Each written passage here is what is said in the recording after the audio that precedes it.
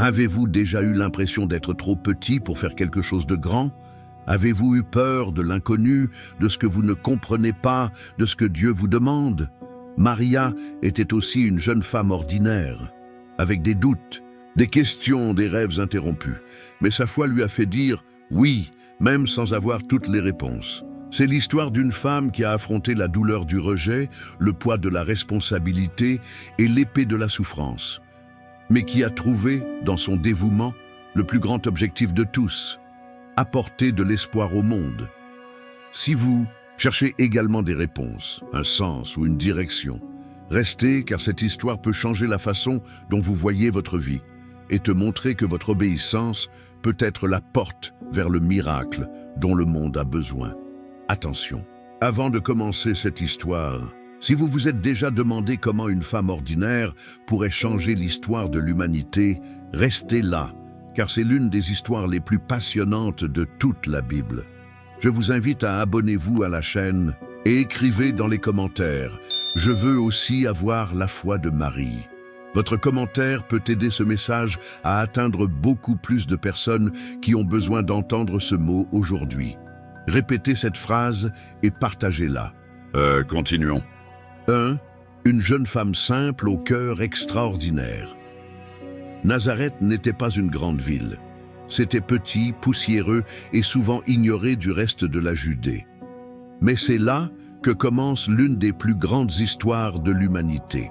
Maria vivait à cet endroit. Une jeune femme comme les autres, avec une vie simple, une promesse de mariage, avec un homme nommé José et des rêves modestes de fonder une famille et de vivre en paix. Il n'avait ni richesse, ni pouvoir, ni renommée. Mais il y avait quelque chose en elle que le ciel ne pouvait ignorer, sa foi pure, sa profonde humilité et un cœur prêt à obéir à Dieu, même sans tout comprendre. Elle ne cherchait pas à être spéciale. Il ne savait pas que son nom resterait dans les mémoires pendant des générations. Mais comme nous le verrons tout au long de cette histoire, Dieu ne recherche pas le spectaculaire, il cherche le préparé. Et Marie, même sans le savoir, était déjà un élément central du plan de salut du monde. Il était jeune, oui, mais dans son âme brillait une maturité spirituelle qui touchait le ciel. Et c'est au milieu de ce quotidien, entre tâches ménagères et prières sincères, que quelque chose de surnaturel était sur le point de se produire. Eux deux, la visite qui a tout changé, l'ange Gabriel. Un jour qui semblait comme les autres, alors que Maria accomplissait ses tâches habituelles, il s'est produit quelque chose qui a brisé toutes les lois naturelles. Sans bruit, sans annonce préalable, le ciel est descendu sur la terre, une lueur surnaturelle remplit l'espace, et un être glorieux apparut devant elle, l'ange Gabriel. Maria frémit, je n'avais jamais rien vu de pareil. Son cœur battait à tout rompre, je n'ai pas compris ce qui se passait. Et puis, l'ange parla d'une voix douce, mais pleine d'autorité céleste. « Salut, hautement favorisé. Le Seigneur est avec vous. Tu es bénie entre les femmes. » Ces paroles, bien que belles, troublèrent Marie. Pourquoi elle? Que signifiaient ces mots? Pourquoi un messager du ciel l'a-t-il appelée ainsi? Elle n'était pas quelqu'un de spécial aux yeux du monde, mais aux yeux de Dieu. Son humilité et sa foi la rendaient grande. Gabriel sentit sa peur et continua « N'aie pas peur, Marie, car tu as trouvé grâce devant Dieu. Et voici, tu deviendras enceinte, et tu enfanteras un fils, et tu lui donneras le nom de Jésus. » Chaque mot était comme le tonnerre dans l'âme. L'ange ne parlait pas de n'importe quel fils, mais du Fils du Très-Haut, du Messie que tant de générations attendaient. Et ce Sauveur allait naître d'elle. Marie, encore tremblante, voulait comprendre comment cela serait possible, étant vierge. Et Gabriel lui expliqua que le Saint-Esprit viendrait sur elle et que la puissance du Très-Haut la couvrirait. C'est pourquoi l'être saint qui naîtra sera appelé Fils de Dieu, dit. Toujours bouleversée, Mary a appris une autre nouvelle. Étonnante, sa parente Élisabeth, âgée et stérile, était également enceinte. Car comme Gabriel l'a déclaré avec force, pour Dieu rien n'est impossible. À ce moment-là, au milieu de tant de mystères, Maria aurait pu fuir, refuser, être interrogée. Mais non. Elle inspira profondément, regarda fermement et répondit par l'une des phrases les plus puissantes de l'histoire. « Voici, je suis le serviteur de l'Éternel, qu'il me soit fait selon ta parole. » 3. Le « oui » qui a transformé l'histoire. Ce qui s'est passé à ce moment-là n'était pas seulement une décision personnelle, c'était quelque chose qui a changé le cours de l'humanité. Marie, en disant « oui », a ouvert une porte qui était fermée depuis Éden. Un nouveau chapitre de rédemption a commencé. Pensons-y un instant. Une jeune femme, sans richesse ni position, reçoit une nouvelle qui bouleverse tous ses projets de vie. Il ne risquait pas seulement sa réputation. Il abandonnait son corps, son avenir et tout ce qu'il connaissait en échange d'une promesse divine. Qui croirait son histoire? Que dirait José, son fiancé? Comment sa famille, son village réagirait-il? Malgré tout ça, Maria. Il n'a pas posé de conditions. Il n'a pas demandé de preuves. Il n'a pas exigé d'explications. Il vient de dire « Voici, je suis le serviteur de l'Éternel, qu'il me soit fait selon ta parole. » Et à ce moment précis, la parole s'est faite chair et a commencé à habiter parmi nous, en elle. Celle qui était avec Dieu dès le commencement, par qui toutes choses ont été créées, grandissait maintenant dans son sein, silencieusement et miraculeusement. Maria n'a pas crié sa mission. Il n'a pas cherché à obtenir des applaudissements. Il a gardé le secret avec respect, avec crainte et avec espoir. Chaque jour qui passait, son corps changeait. Et avec lui, sa foi devenait plus forte. Mais il savait qu'il devait se préparer. Je n'étais pas seul dans ce plan céleste. Sa mère Isabelle a également vécu un miracle. Une femme stérile, déjà à un âge avancé, désormais enceinte de la promesse de Dieu. Et ainsi, le cœur plein de questions, mais l'âme pleine de certitude, Maria a fait un voyage à la montagne, à la recherche d'Isabelle, pour partager et confirmer ce que le ciel faisait déjà dans leur vie. Tu ressens la même chose que moi? Marie n'était pas seulement la mère de Jésus. C'était une femme courageuse, une croyante qui n'hésitait pas devant l'impossible. Si cette histoire vous touche le cœur, j'aime la vidéo en ce moment. Écris Marie, exemple de foi dans les commentaires, et partagez-le avec quelqu'un qui a besoin d'espoir aujourd'hui. Restons ensemble jusqu'au bout. 4. Le voyage à la montagne et le miracle dans le ventre d'Isabelle. Après avoir reçu la nouvelle la plus choquante de sa vie et avoir dit oui à Dieu, Marie ne reste pas en place. L'ange lui avait révélé que sa parente Élisabeth, épouse du prêtre Zacharie, une femme âgée considérée comme stérile, attendait également un enfant. En soi, c'était un miracle. Marie, mue par l'Esprit Saint et aussi par un profond désir de partager son expérience avec quelqu'un qui puisse la comprendre, il entreprit un long voyage vers la région montagneuse de Judée, dans une ville où vivait Isabelle. C'était une route difficile et fatigante, avec des montées rocheuses et des incertitudes. Mais Maria marchait fermement. En elle, non seulement battait le cœur d'un jeune croyant, l'espoir vivant du monde a également battu. Lorsqu'il arriva finalement chez Zacharie et salua Élisabeth, quelque chose de glorieux se produisit. Le bébé dans le ventre d'Isabelle sauta de joie. C'était comme si ton âme reconnaissait encore dans le sein maternel celui qui est venu apporter le salut. Isabelle, remplie du Saint-Esprit, éleva la voix et s'écria avec émotion. « Tu es bénie entre les femmes, et béni est le fruit de tes entrailles. Et d'où m'est-il accordé que la mère de mon Seigneur vienne à moi ?» Maria était émue. C'était comme si, à ce moment-là, le ciel confirmait tout ce que l'ange avait dit. Elle n'était pas folle. Je n'étais pas seul. Dieu faisait vraiment quelque chose de grand. Et là, entourée de la présence de Dieu, Maria répondit par l'une des plus belles prières de la Bible, le Magnificat, un chant d'adoration, bien profonde, où elle louait la grandeur du Seigneur et reconnaissait qu'il exalte les humbles, fait tomber les puissants et accomplit toutes ses promesses. Son âme a magnifié le Seigneur, car maintenant, il savait avec une certitude absolue que le Dieu d'Abraham, d'Isaac et de Jacob l'avait regardé, une simple servante de Nazareth, pour accomplir quelque chose d'éternel. Mary est restée avec Élisabeth pendant environ 3 mois. Ensemble, ils ont partagé des rires, des silences, des prières et des larmes. 2 femmes, 2 miracles, un Dieu. Et puis, le moment venu, Maria savait qu'elle devait revenir, parce que le Sauveur du monde grandissait dans son sein et que son voyage ne faisait que commencer. 5. La naissance du Sauveur dans une crèche.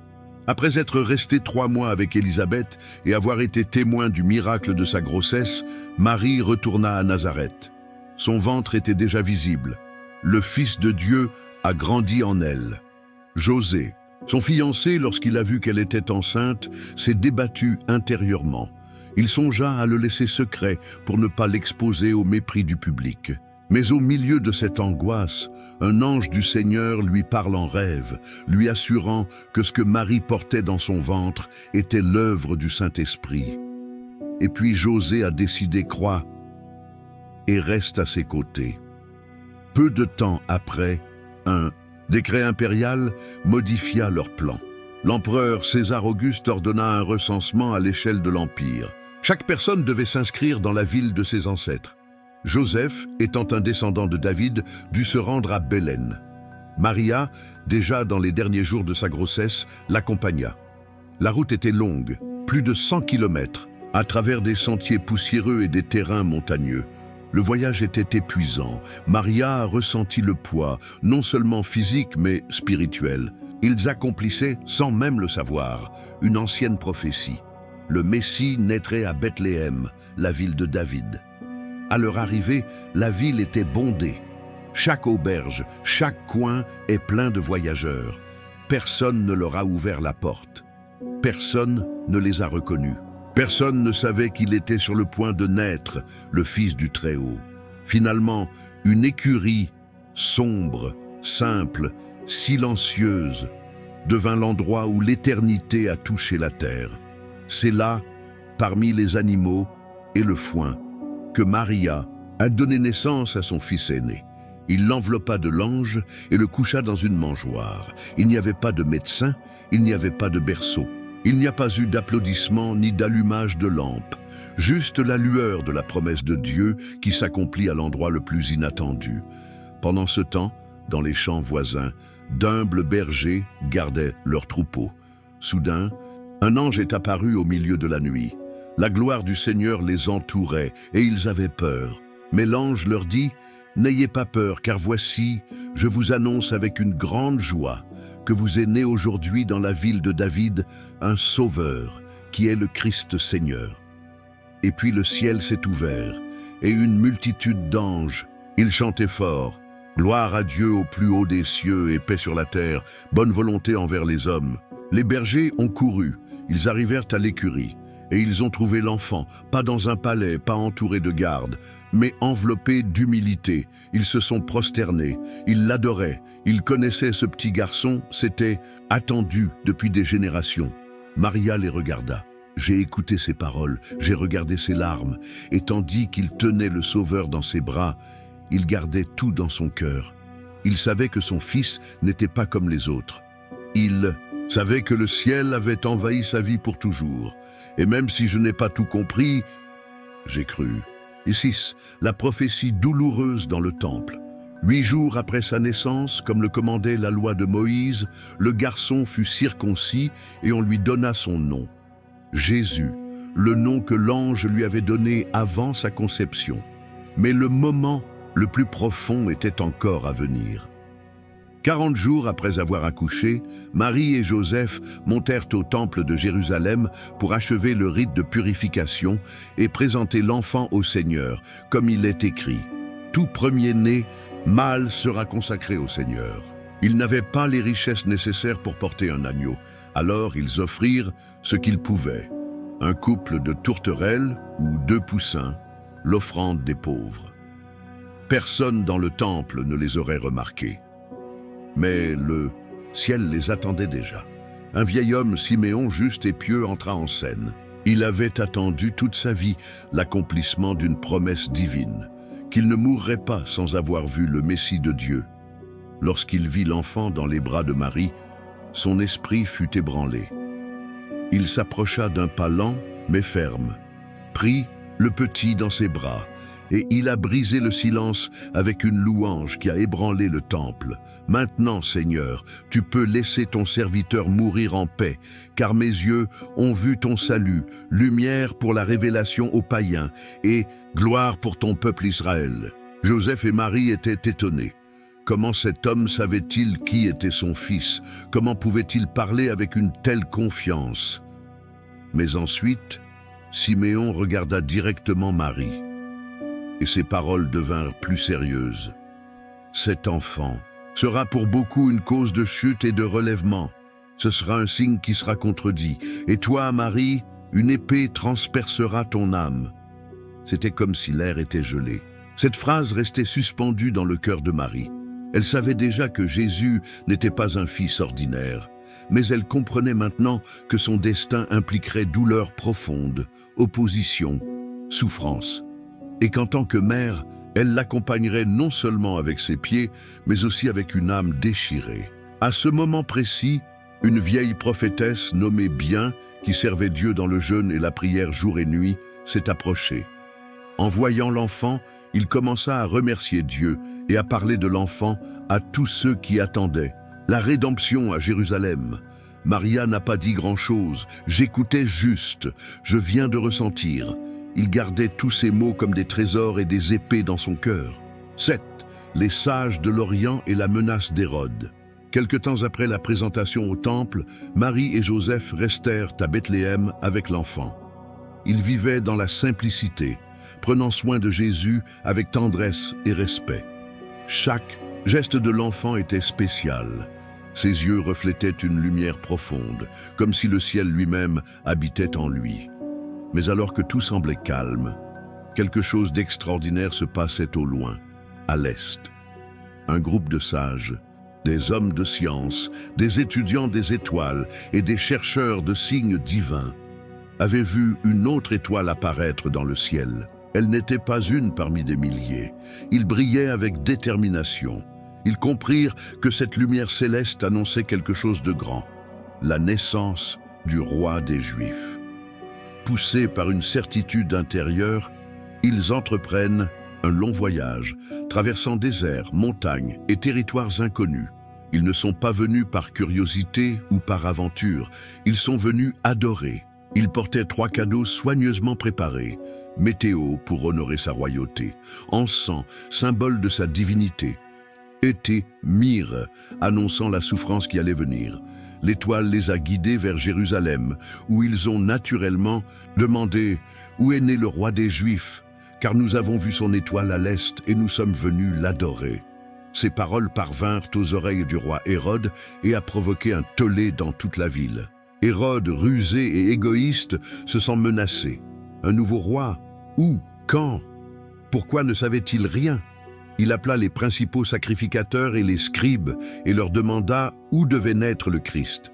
Ils ont répondu clairement, citant l'Écriture, « À Bethléem de Judée, car ainsi est écrit le prophète. » Alors Hérode feignit d'être intéressé. Il reçut secrètement les mages et leur dit, « Allez, renseignez-vous bien sur l'enfant. Et quand vous le trouverez, dites-le-moi, pour que moi aussi j'aille l'adorer. Mais dans ton cœur, j'avais prévu de le détruire. » Les mages revinrent, et à leur grande joie, l'étoile est réapparue, les guidant vers Bethléem.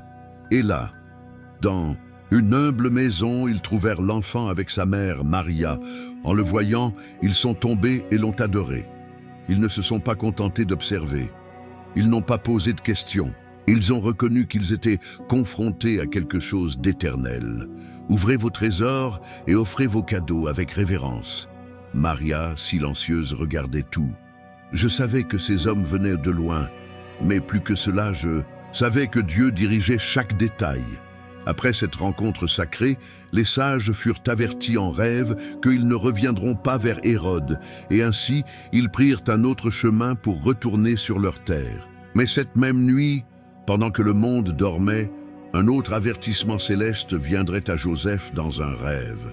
Et ce qui se passerait ensuite changerait les pas de Maria et la mettrait face à une nova fuga, une fuga à protéger, au sauveur du monde. As-tu réfléchi à ce que tu aurais fait à la place de Maria? Auriez-vous le courage de dire oui sans tout comprendre, en vous fiant uniquement à la promesse de Dieu? Si cette histoire vous touche, faites une pause un instant. Écrivez dans les commentaires. Je veux avoir le courage d'obéir comme Marie. Et si vous connaissez quelqu'un qui est confronté à des décisions difficiles, partage cette vidéo avec cette personne dès maintenant. Votre geste peut changer une vie. Restons ensemble. Il reste quand même la partie la plus puissante de cette histoire. 8. Le retour à Nazareth et une enfance sous la protection divine. Cette même nuit, après que les mages soient partis par un autre chemin, un ange du Seigneur est apparu à Joseph dans un rêve, et il dit avec insistance, « Lève-toi, prends l'enfant et sa mère, fuis en Égypte, et reste y jusqu'à ce que je te le dise, car Hérode cherchera l'enfant pour le tuer. » José se réveilla en sursaut. Il n'a pas hésité. Il réveilla immédiatement Maria et lui raconta son rêve. Elle n'a pas demandé. Elle savait dans son cœur de mère et de servante qu'elle devait obéir sans tarder.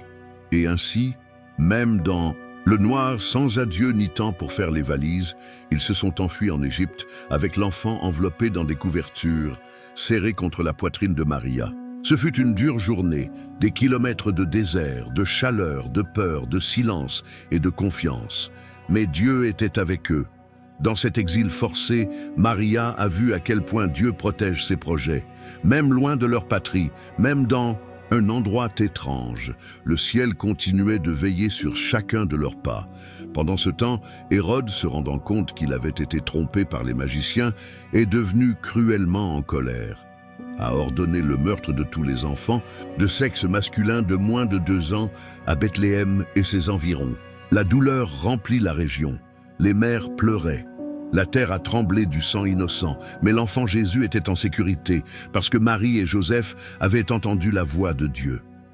Des années plus tard, à la mort d'Hérode, un autre ange est apparu de nouveau en rêve à Joseph en Égypte en disant « Lève-toi, prends l'enfant et sa mère et retourne au pays d'Israël, car ceux qui voulaient lui donner la vie sont déjà morts. » Joseph obéit. Ils préparèrent leurs affaires et encore une fois, ils ont commencé le voyage de retour, non pas comme des exilés craintifs, mais comme une famille protégée par la main du Très-Haut.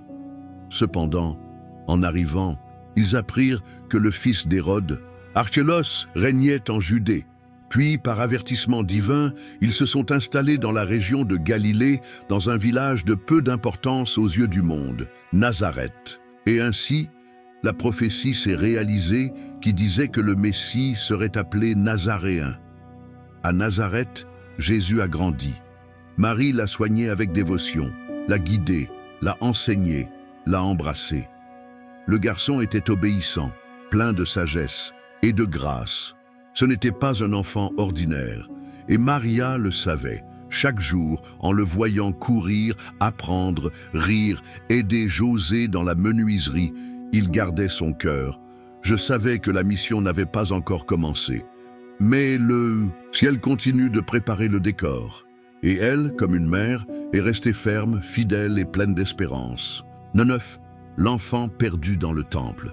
Jésus a grandi avec force et sagesse à Nazareth. C'était un enfant obéissant et humble, plein de grâce, et la faveur de Dieu était sur lui.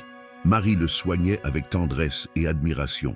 Chaque jour, le cœur de sa mère était émerveillé de voir comment son fils non seulement apprenait, mais révélait une profondeur spirituelle qui dépassait son âge. Quand Jésus accomplit 12 ans, le moment était venu de monter à Jérusalem pour le fête de la Pâque, comme la loi l'exige. C'était une coutume sacrée que Joseph et Marie accomplissaient avec dévotion chaque année. Mais cette fois, ce serait différent. Cette fois, quelque chose d'inattendu se produirait. La ville était pleine. Les pèlerins venaient de partout. Les rues vibraient de prières, de chants et de sacrifices. Jésus était là, attentif à chaque parole, à chaque rituel, à chaque enseignement. Il regardait les prêtres, écoutait les débats, respirait profondément l'atmosphère du temple, et comme s'il a sa place naturelle. Après avoir tout terminé, Joseph et Marie commencèrent le voyage de retour avec la caravane.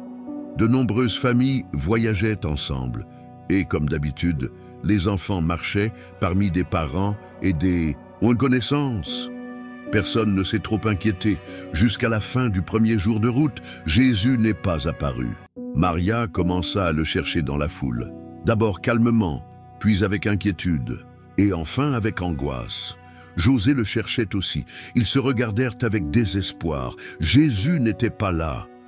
Sans perdre de temps, ils sont immédiatement retournés à Jérusalem. Le cœur de Maria battait à tout rompre. Où serait son fils? Est-ce qu'il lui était arrivé quelque chose? Pourquoi avait-il été laissé pour compte? 3 jours de recherche, 3 jours d'angoisse, de fatigue, de larmes, jusqu'à ce qu'ils entrent finalement à nouveau dans le temple. Et c'était là Jésus, assis parmi les docteurs de la loi, écouter et poser des questions. Tous ceux qui l'entendaient étaient émerveillés par son intelligence et ses réponses. Maria, en le voyant, ne put contenir son émotion. Il courut vers lui et lui dit « Fils, pourquoi nous as-tu fait ça? Ton père et moi t'avons cherché avec angoisse. » Jésus la regarda calmement, avec une sagesse sereine, et répondit « Pourquoi me cherchiez-vous? Ne saviez-vous pas que je devais m'impliquer dans les affaires de mon père ?» Maria n'a pas bien compris ces mots, mais quelque chose en elle savait que Jésus. Je parlais de quelque chose de plus grand. Et même si je n'ai pas compris, il a gardé ces mots dans son cœur, comme il l'avait fait tant de fois. Jésus revint avec eux à Nazareth. Il a continué à être obéissant, grandissant en sagesse, en stature et en grâce devant Dieu et les hommes. Maria a suivi sa mission silencieuse, observer, garder, aimer, sachant que son heure était encore à venir. 10. Le premier miracle aux noces de Cana. Les années ont passé. Jésus n'était plus un enfant. Son heure était venue. Et Marie, qui l'avait vu grandir, qui avait gardé dans son cœur chaque signe, chaque parole, chaque geste. Je savais que quelque chose de grand était sur le point de commencer. Un jour, ils furent invités à un mariage à Cana de Galilée. Jésus y est également allé avec ses disciples. Ce fut une célébration joyeuse, remplie de musique, de rire, de famille et de communauté. Tout allait bien. Jusqu'à ce qu'il se passe quelque chose qui, dans cette culture, était une grande honte. Le vin était fini. À cette époque, le vin était un symbole de joie, d'honneur et de bénédiction. Manquer du vin à un mariage, c'était comme dire que la fête avait échoué. Les mariés seraient marqués par l'humiliation. Et Maria s'en est rendue compte. Avec sa sensibilité de femme, de mère et de servante de Dieu, il s'avança avant que le chaos ne commence. Il s'approcha de Jésus et lui dit calmement, mais avec une foi ferme, « Ils n'ont pas de vin. » Jésus la regarda. Je savais que ce n'était pas juste une observation. Il y avait un cri silencieux dans ses mots, un plaidoyer plein de certitude. Il a répondu, « Femme, qu'as-tu à faire avec moi? Mon heure n'est pas encore venue. » Mais Maria n'a pas contesté. Il n'a pas insisté. Elle a juste cru. Il se tourna vers les serviteurs et prononça la phrase qui, atélif, fait écho à un conseil de fée. « Faites tout ce qu'il vous dit. » À proximité se trouvaient 6 jarres en pierre, chacune d'une capacité d'environ 100 litres. Ils étaient utilisés pour la purification rituelle des Juifs. Jésus leur dit « Remplissez ces bocaux d'eau. » Et ils les ont remplis au bord. Alors, Jésus dit « Maintenant, sortez-en un peu et apportez-le à la personne responsable du banquet. » Les domestiques obéirent. Et lorsque le maître de cérémonie goûta cette eau transformée en vin, il était étonné. Il appela le marié et lui dit « Chacun sert d'abord le bon vin, et quand il a suffisamment bu, le moins bon. Mais vous avez gardé le bon vin jusqu'à présent. » Personne d'autre ne l'a compris. Mais Maria l'a compris. Elle avait été témoin du premier miracle de son fils. Ce n'était pas dans un temple. Ce n'était pas au milieu de la foule. C'était un mariage simple, là où le besoin a rencontré la foi, et la foi a provoqué le miracle. Ce fut le début du ministère de Jésus. Ses disciples croyaient en lui. Et Maria, qui a connu tes silences depuis sa naissance, elle a vu de ses propres yeux le ciel se manifester à travers celui qu'elle portait dans son ventre. 11. Une mère qui accompagnait un fils incompris. Après ce premier miracle à Cana, le ministère public de Jésus commença à se développer rapidement. Les foules le suivaient. Certains l'aimaient, d'autres l'ont critiqué. Beaucoup l'ont mal compris. Et parmi les ombres, Maria était toujours là, regarder, prier, croire. Elle n'était pas au centre de la scène, mais était présente. Elle était la mère qui connaissait son regard, qui reconnaissait ses silences, qui comprenait sa compassion. Cependant, plus la renommée de Jésus grandissait, plus l'incompréhension grandissait aussi. Les pharisiens murmuraient, les religieux l'accusèrent. Même ses propres proches pensaient qu'il était devenu incontrôlable. Un jour, Jésus enseignait dans une maison pleine de monde. Il y avait tellement de gens qui se pressaient pour l'entendre qu'il ne pouvait même pas manger. Certains disaient qu'il était fou, d'autres murmuraient qu'il avait un esprit impur. C'est quand Maria et ses autres enfants sont arrivés à la porte. Ils voulaient lui parler. Peut-être qu'ils voulaient le protéger, peut-être qu'ils voulaient le comprendre, peut-être qu'ils voulaient juste un moment seul avec lui. Quelqu'un dit à Jésus, « Ta mère et tes frères sont dehors, et ils veulent te voir. » Et la réponse de Jésus fut profonde, déconcertante pour certains, mais claire pour ceux qui écoutaient avec leur cœur. « Qui est ma mère et qui sont mes frères ?» Et regardant ceux qui étaient assis autour de lui, il ajouta, « Voici ma mère et mes frères. Quiconque fait la volonté de Dieu, c'est mon frère, ma sœur et ma mère. » Était-ce un refus? Non, ce fut une révélation. Jésus ne reniait pas Marie. Il élargissait son message. Il disait que le royaume de Dieu brise toutes les barrières, que la vraie famille spirituelle se construit avec ceux qui obéissent au Père. Parfois, le plus difficile est de ne pas croire en Dieu, mais croire qu'il peut aussi nous utiliser comme il a utilisé Marie. Si vous avez l'impression que cette histoire réveille quelque chose en vous, arrête une seconde, abonnez-vous à la chaîne maintenant et laissez-nous en commentaire. Mon Dieu, je veux aussi être un instrument entre tes mains. Vous ne savez pas combien de personnes peuvent être touchées simplement par votre commentaire. Et si cette vidéo parle à votre cœur, ne le garde pas juste pour toi. Partagez-le et soyons comme Marie, obéissante, courageuse et pleine de foi. 12. La douleur d'une mère au pied de la croix. Marie avait accompagné Jésus en silence tout au long de sa vie. Elle le portait dans son ventre, le berçait dans ses bras, le regardait faire ses premiers pas, prononcer ses premiers mots, grandir en sagesse. Et maintenant, j'étais sur le point de le voir crucifié. C'était le moment le plus sombre.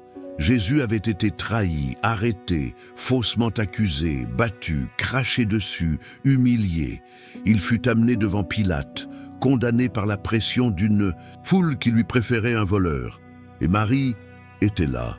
Il ne s'est pas caché, il ne s'est pas enfui, il n'a pas nié. Elle est restée debout, même lorsque le monde s'effondrait sous ses yeux. Elle a accompagné son fils dans les rues de Jérusalem en portant la croix. Elle le vit chanceler, tomber, saigner. Il aurait voulu courir, le prendre dans ses bras, le tenir. Mais il n'y parvenait pas. Je ne pouvais que le suivre des yeux, avec des larmes qui ne cessaient de couler. Chaque pas de Jésus vers le calvaire était comme une épée transperçant son âme, tout comme Siméon l'avait prophétisé lorsqu'il était encore bébé. Enfin, sur la montagne appelée Golgotha, ils ont cloué Jésus sur la croix. Et Marie, ferme, courageuse, brisée, resta au pied de la croix. L'Évangile nous dit que Jean, le disciple bien-aimé, était à côté d'elle. Jésus, au milieu de la souffrance, le corps déchiré et le souffle de plus en plus faible, il leva les yeux et la vit. Et même dans son agonie, il ne pensait pas seulement à sa propre douleur, il a pensé à elle. D'une voix tremblante mais pleine d'amour, il dit « Femme, voici ton fils. » Et puis regardant Juan, « Voici ta mère. » Jésus ne laisserait pas Marie impuissante. Dans cet acte sacré, il l'a confiée à Juan. Et à partir de ce moment, le disciple l'a reçu dans sa maison.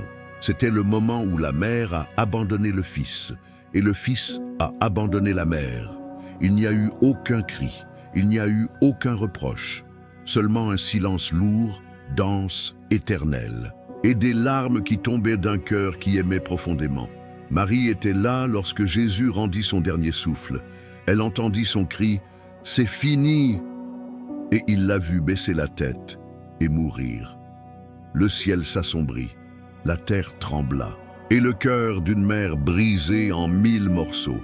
Mais même si le monde pensait que tout était fini, Marie, j'avais un dernier espoir, parce qu'elle connaissait son fils.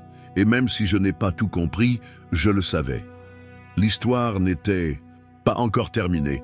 13, en attente de l'accomplissement, Marie au Cénacle. Le corps de Jésus avait été enterré. Le ciel était devenu silencieux. La tristesse pesait comme une pierre dans le cœur des disciples. Et Marie, sa mère, est restée silencieuse, enveloppée dans une douleur que seule une mère pouvait comprendre. Mais 3 jours plus tard, tout a changé. Le tombeau est resté vide. Les bandages ont été laissés sur place. Jésus ressuscité. Et même si les évangiles ne nous racontent pas en détail à quoi ressemblaient les retrouvailles entre Jésus ressuscité et Marie, il n'est pas difficile d'imaginer l'émotion qui aurait rempli ses yeux dans la même lumière qu'elle a vue à sa naissance. Maintenant, elle rayonnait à nouveau, plus forte que jamais. Jésus apparaît aux disciples, leur parle, rompt le pain, montre ses mains et ses pieds. Il est resté avec eux pendant 40 jours, les préparer, les fortifier, leur donner une mission, annoncer l'évangile jusqu'aux extrémités de la terre. Avant de monter au ciel, il a laissé une promesse. Restez à Jérusalem jusqu'à ce que vous soyez dotés de la puissance d'en haut. Et ils obéirent. Ils se sont rencontrés dans un endroit élevé de la ville, la chambre haute. Il y avait les 11 disciples. Et parmi eux, discrètement, Marie, la mère de Jésus, toujours ferme, toujours croyante, toujours en attente. Elle qui l'avait reçu dans le sein maternel par la puissance du Saint-Esprit, s'attendait maintenant à être remplie de ce même esprit avec toute la communauté de foi. Ils étaient tous unanimes, persévérants dans la prière, jour après jour, le cœur brûlant, sachant que quelque chose de céleste était sur le point de se produire. Et puis le jour est venu Pentecôte. Soudainement, un rugissement est venu du ciel comme un vent puissant qui remplissait toute la maison. Des langues comme du feu se répandaient sur chacun. Et ils sont tous allés remplis du Saint-Esprit. Et ils se mirent à parler en d'autres langues, comme l'Esprit le leur donnait. 14. Une vie de silence, de foi et d'héritage éternel. Après le glorieux jour de la Pentecôte, le monde n'a plus jamais été le même. Le Saint-Esprit avait été répandu. L'Église était née. Et parmi les premiers croyants, Maria était toujours là, à sa place habituelle. Silencieux, ferme, priant. Elle ne prêchait pas sur les places. Il n'a pas écrit d'épîtres. Il ne dirigeait pas les foules. Mais sa vie était un témoignage vivant d'obéissance, de dévouement, de confiance absolue en Dieu. Les disciples la respectaient profondément. Elle était la mère du Maître. Mais plus que ça, elle était une servante d'une foi inébranlable, une femme qui connaissait les promesses de Dieu et qui avait vécu chacune d'elles dans sa propre chair. Au fil des années, beaucoup ont commencé à suivre Jésus. L'Évangile s'est répandu, des miracles se sont produits, des églises ont été implantées et Maria a continué comme toujours, discrète, plus présente. Certains érudits pensent qu'elle vivait avec l'apôtre Jean, comme Jésus l'avait demandé sur la croix, et que, sous sa garde, elle a vécu les dernières années de sa vie marquées par la paix, la prière et le souvenir vivant de tout ce qu'elle a vu. Imaginez-la assise, les mains jointes, regardant le ciel. Je me souviens du jour où l'ange l'a saluée, en souvenir de la crèche, en souvenir de la croix, et aussi le tombeau vide. Maria ne cherchait pas la gloire. Il n'a jamais revendiqué une place privilégiée. Elle était formidable pour son humilité. Elle était mère ou cause de sa foi. Il était un exemple par sa persévérance. La Bible ne rapporte pas les détails de sa mort. Ce n'est pas nécessaire. Pourquoi son histoire ne s'est pas terminée avec son dernier souffle? Son histoire a continué à vivre dans chaque âme transformée par Jésus. Son héritage ne se trouve pas dans les monuments. C'est dans toute personne qui, comme elle, dit « qu'il me soit fait selon ta parole ». Marie était une mère, elle était une disciple, elle était un témoin. Et surtout, c'était une femme qui croyait alors que croire a tout changé. 15. L'héritage de la femme qui a cru. Marie n'était pas une reine dans les palais. Il ne portait pas de couronne et ne s'asseyait pas sur des trônes d'or. Mais son histoire est l'une des plus grandes que le ciel ait jamais écrites sur terre. Pourquoi était une femme qui croyait? Il croyait quand personne ne comprenait. Elle y croyait lorsqu'elle devait porter un enfant dans son ventre sans avoir connu d'homme. Elle y a cru lorsqu'elle a accouché dans une étable, sans lumière ni berceau. Il a cru lorsqu'il a dû fuir vers l'Égypte dans la nuit noire. Créio, quand il a vu son fils grandir, être rejeté, crucifié. Il croyait même quand tout semblait fini. Sa foi n'était pas émotionnelle, était courageux, obéissant, constant. Maria ne recherchait pas la notoriété. Elle n'a jamais voulu être admirée. Simplement, il s'est entièrement livré à la volonté de Dieu. Et c'est pourquoi sa vie continue de parler aujourd'hui. Chaque fois que quelqu'un dit oui à Dieu sans savoir ce qui va arriver, chaque fois qu'une mère prie en silence pour son enfant, chaque fois qu'une femme se prépare à obéir, même si elle ne comprend pas tout, Marie vit. Son exemple est inspirant. Son histoire se répète.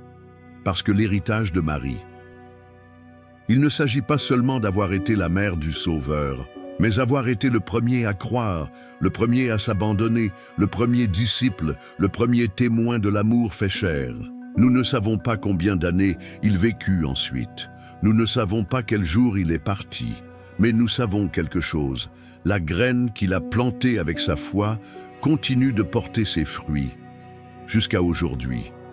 Et vous qui avez entendu cette histoire, vous pouvez également faire partie de cet héritage. Il vous suffit de faire la même chose qu'elle a fait au début. Voici, je suis le serviteur de l'Éternel, qu'il me soit fait selon ta parole.